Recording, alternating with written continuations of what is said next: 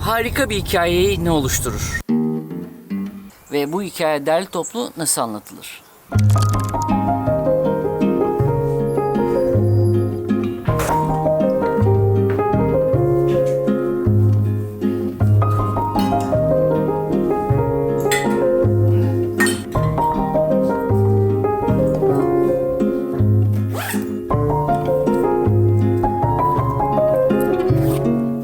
Ben pololarımla gideceğim ama yine de alacağım ya montu çantanın içine koyacağım.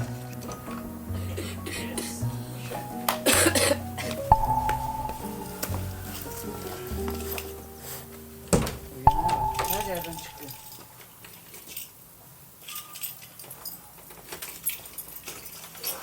Karaya bak nerede?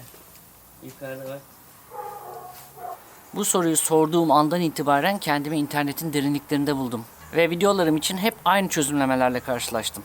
Giriş, gelişme, sonuç temelinde iyi bir kanca, iyi bir başlık ve videolarım için iyi bir kapağa sahip olmakla alakalı bir yığın video izledim.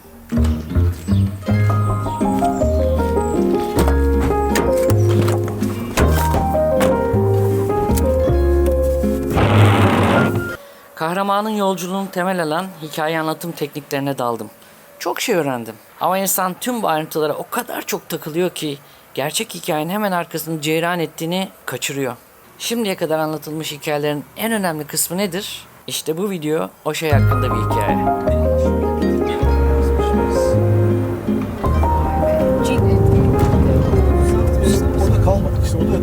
Son 4 yıldır yeni yılı biraz gecikmeli olsa da tam olması gerektiği gibi kutluyoruz.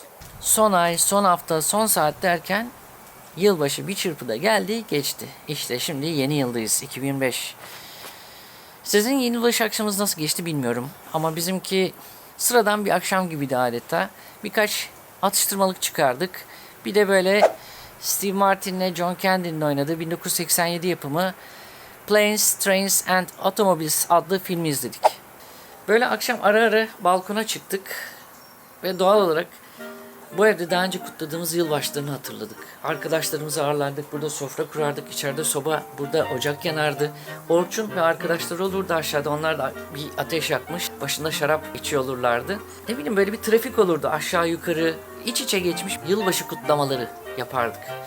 Ne güzel anlarmış. Yani onu böyle anınca, hatırlayınca yılbaşı akşamı o sessiz gecede Hülya'yla biraz kendimizi yalnız hissettiğimizi itiraf edebilirim.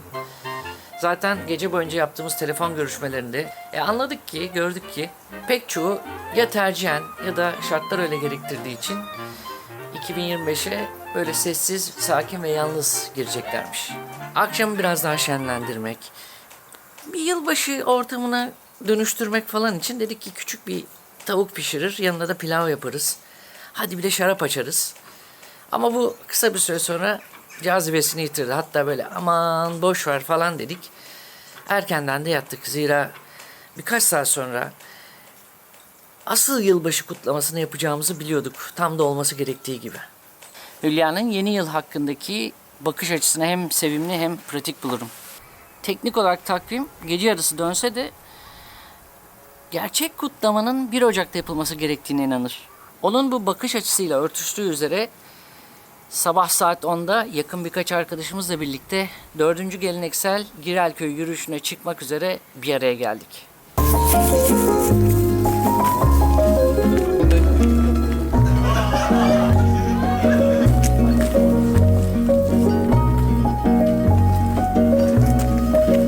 Benim için bu sadece bir yürüyüş, mini piknik veya aman tarafı değil. Bu bir taraftan her şeye anlam ve güzellik katan bir hikaye.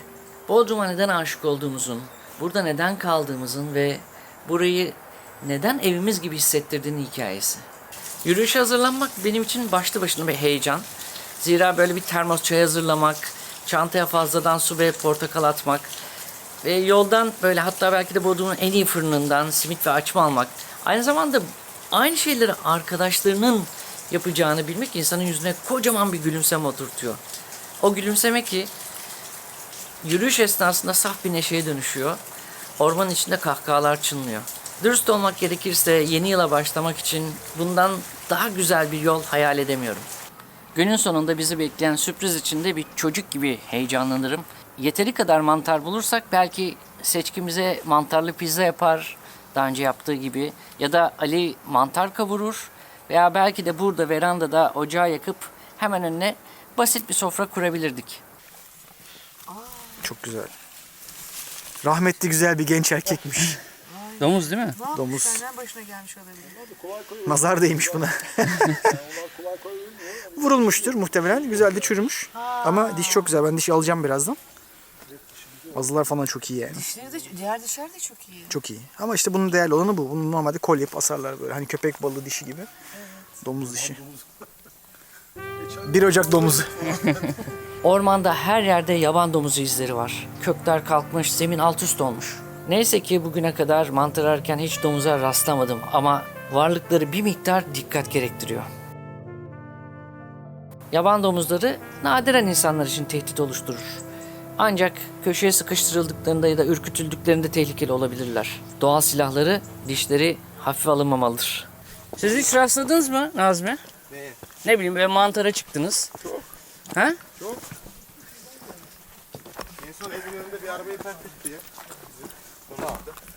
İzleteceğim sana videosunu. Arabayı mı pert etti? Dert etti. Su borusu patlamış. Ha. Oraya su içmeye geliyor ama domuz bu kadar. Oo.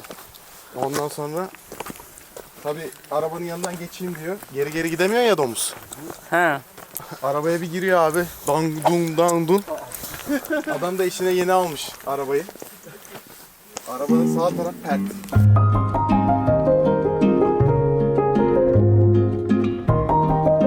Ben biraz okudum hikayesini.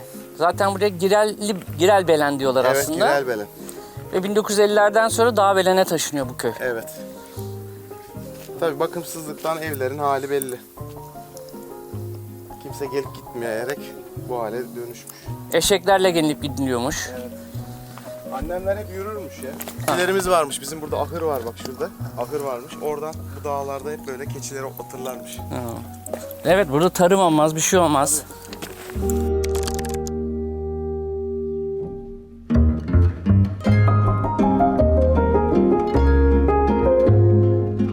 Bizim olağan durak noktamız Bites tepelerindeki terk edilmiş Girelköy'ü. Burada dolaşmak insana antik bir yerleşimde geziniyormuş hissi veriyor. Yok, orada mola vermedik. Normalde her sene Girelköy'ünde mola veririz. Devam dedi. Ekip devam ediyoruz. Yukarıda göletin yanında kahvaltı edeceğiz.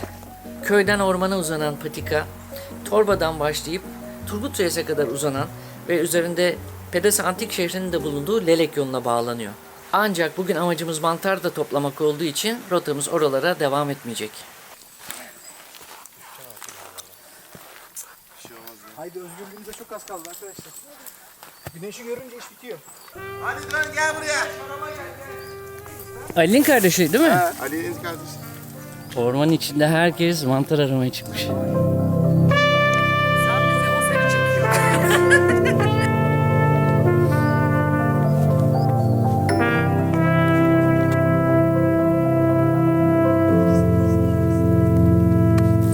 Hadi buyurun. Ben bunu bir şehir efsanesi sanıyordum. Bayağı bir iyi bir şarapmış yani. Avustralya şarabı. En öne al Ali onu. Üçünün de önüne al. Şöyle yapayım mı? Üçünün de önüne al. Bu nedir ya? Yatır. Şöyle olsun. Su, simit ve portakallara ek olarak çantalara şarap dağıtılmış. Zaten bunun üstüne hemen Burak bir ateş yaktı orada, küçük bir ateş. Fakat pişirecek bir şeyimiz yoktu. Dolayısıyla bu bir ambiyans olarak kaldı. Yaklaşık böyle yarım saat bir dinlendikten sonra, şaraplarımızı içtikten sonra bir kısmımız sık ormana dalarak mantar aramaya koyuldu. Bir kısmımız da göletin başında güneşlenmeye devam etti.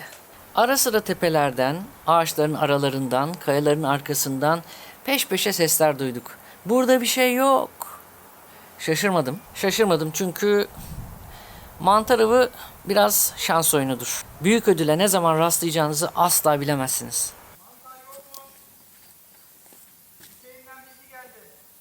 Yoksa yoktur, ne yapalım? Bir Geçen Nazmi ile bulduğumuz bir yerler vardı. Ben de oraya bakıyorum. İyi bir gününüzdeyseniz paylaşılacak kadar çok mantarınız olur. Ama o kadar da şanslı değilseniz bulduğunuz birkaç mantarı şanslı kişiye teslim eder, eyvallah dersiniz. Çok güzel yani. Gerçek mi ya? Evet, fotoğrafını çektim birazdan. Bakayım. Tepeye mi çıktınız siz bayağı bir? Yok, çok yüksek. Fena değil gene de. Şey, Mantarlar ne mantarlar bakayım. et mantarı diyorlar. Balkalı. Bizim burada sakızdırık diyorlar. Et mantarı. Et mantarı diyor. Bir sürü isim Daha var. kurtlanmamışlar bile, daha yeni çıkmışlar.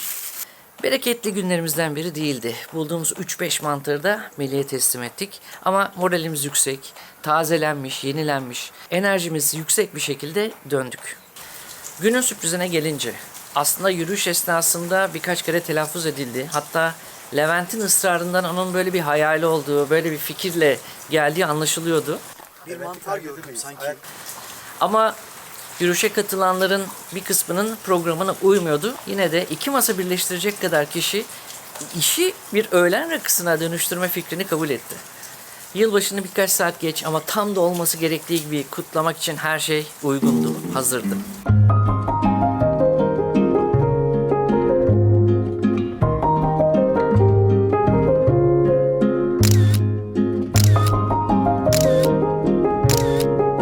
Bodrum'u seviyorum derken bu sevginin içini dolduran insanlarla bir arada olmayı kastediyorum.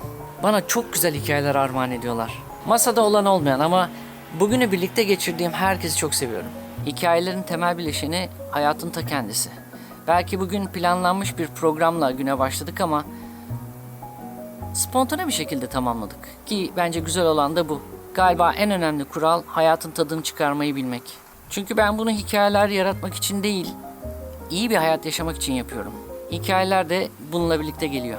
Artık bundan sonra yılların çok çabuk geçeceğini, önümde daha kısa bir zaman olduğunu biliyorum. O yüzden yapmak istediğim zamanı iyi değerlendirmek ve hayatın tadını çıkarmak. Bir sonraki videoda görüşmek üzere. Lütfen kendinize çok iyi bakın, sıhhatli ve hoşça kalın.